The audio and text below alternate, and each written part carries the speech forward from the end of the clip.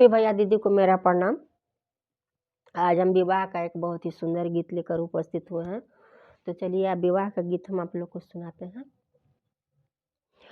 नौवे महीना बेटी कोखी में रखली रामा जनमत, बेरिया दरदिया सहली रामा जनमत, बेरिया दरदिया सहली रामा जनमत, बेरिया दरदिया सहली रामा।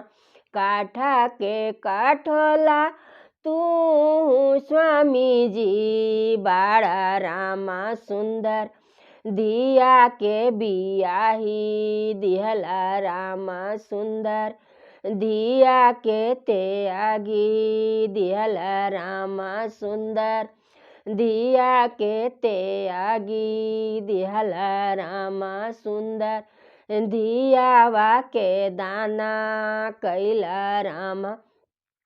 कोठावा ऊपर मोरवा बोले रामा मोरवा, बोलिया सुहावन लागे रामा मोरवा, बोलिया सुहावन लागे। भोरे भीनु सरवा बेवरवा बोले लागल रामा मोरवा, बोलिया सुहावन लागे रामा मोरवा, बोलिया सुहावन लागे।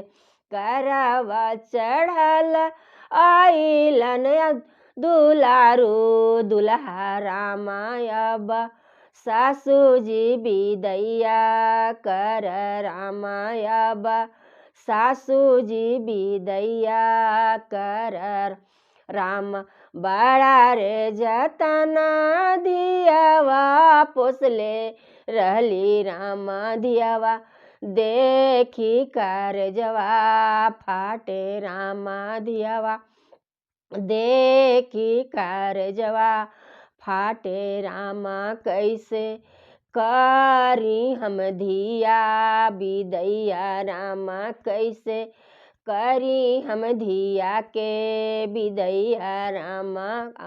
करवा चढ़ल आइलन दुलारू दुल्हा रामा सासू, अब सासू बिदैया कर रामा, अब सासू बिदैया कर रामा, अब सासू जी बिदैया कर रामा।